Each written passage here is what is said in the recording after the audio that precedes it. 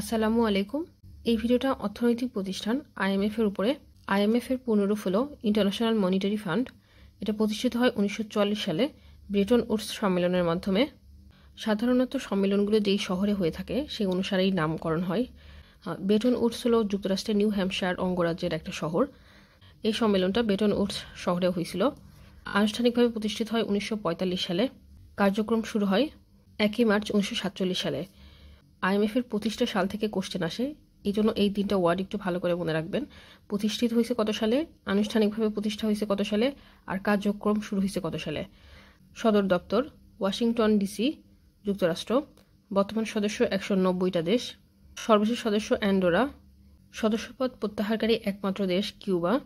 জাতিসংঘের সদস্য দেশের বাইরে একমাত্র দেশ কসোভো। আইএমএফ কর্তৃক প্রকাশিত প্রতিবেদন ডাব্লিউইও এবং জিএফএসআর। এই দুইটার পুনরূপ হলো world economic Outlook, global financial stability report. এই দুইটা প্রতিবেদন আইএমএফ কর্তৃক প্রকাশিত হয়।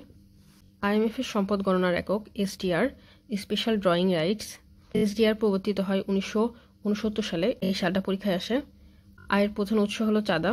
সাধারণত বিশ্ব অর্থনীতিতে দেশটির আকার কততম, মানে অর্থনীতিতে দেশটি কততম পজিশনে আছে, এটার উপর নির্ভর করে চাঁদার পরিমাণ নির্ধারণ করা হয়। বাংলাদেশ আইএমএফ এর সদস্য হয় 17 আগস্ট 1972 সালে। বাংলাদেশ আইএমএফ হতে এ পর্যন্ত 11 বার ঋণ নেয়। আইএমএফ যখন কোনো দেশকে ঋণ দেয় তখন বিভিন্ন শর্ত দিয়ে দেয়। যেমন 1990 সালে বাংলাদেশ আইএমএফ এর কাছ থেকে যখন ঋণ নিছিল তখন আইএমএফ শর্ত দিছিল যে মূল্য সংযোজন কর অর্থাৎ ভ্যাট চালু করতে হবে। এই শর্ত থেকেই কিন্তু 1991 সালে বাংলাদেশে ভ্যাট চালু হয়। আইএমএফ এর বর্তমান ব্যবস্থাপনা পরিচালক ক্রিস্টিলিনা জর্জিয়েভো। আইএমএফ এবং বিশ্বব্যাংকের মধ্যে একটু পার্থক্য আছে। আইএমএফ হলো একটা অর্থনৈতিক প্রতিষ্ঠান যেটা বিভিন্ন দেশের কিছু শর্ত সাপেক্ষে ঋণ প্রদান করে থাকে। আর বিশ্বব্যাংক কিন্তু আরও 5টা প্রতিষ্ঠানের সমন্বয়ে গঠিত, যেটার প্রধান অংশ হলো IBRD, international bank for reconstruction and development. এছাড়াও অন্যান্য যে শাখাগুলি আছে বিভিন্ন কাজ করে থাকে, আন্তর্জাতিক বিভিন্ন সমস্যা সমাধান নিয়েও আলোচনা করে, যার জন্য এটা হলো একটা উন্নয়ন সংস্থা বলা যায়। আন্তর্জাতিক বিনিময় হারের স্থিতি রক্ষায় প্রধান সমন্বয়কারী হলো আইএমএফ। এই কোশ্চেনটা বিভিন্ন পরীক্ষায় আসে।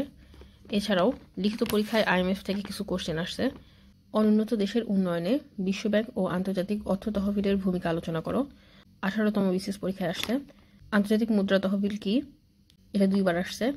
3 নম্বর হলো ব্রেটন উডস প্রতিষ্ঠানসমূহ সম্পর্কে সংক্ষেপে লিখুন। পরীক্ষায় যে ধরনের কোশ্চেন আসে আমি সেটাই লেখার চেষ্টা করছি। আর যদি বিস্তারিত পড়তে চান তাহলে বিভিন্ন জায়গা থেকে পড়তে পারেন, বই তো দেওয়াই থাকে। এছাড়াও দেখবেন কারেন্ট অ্যাফেয়ার্সে প্রত্যেক মাসেই কোনো না কোনো একটা সংস্থা নিয়ে ডিটেলস লেখা থাকে। আগস্ট মাসের কারেন্ট অ্যাফেয়ার্সে আন্তর্জাতিক মুদ্রা তহবিল থেকে দিছে, সেখানে বিস্তারিত লেখা আছে। বিস্তারিত পড়ার একটাই সুবিধা যে বিষয়টা সম্পর্কে একটা ভালো ধারণা পাওয়া যায়। যেমন এই বিষয়টা আমার জানা ছিল না যে ভ্যাট যেটা চালু হয়েছে সেটা আইএমএফ এর শর্তের কারণে চালু হয়েছিল।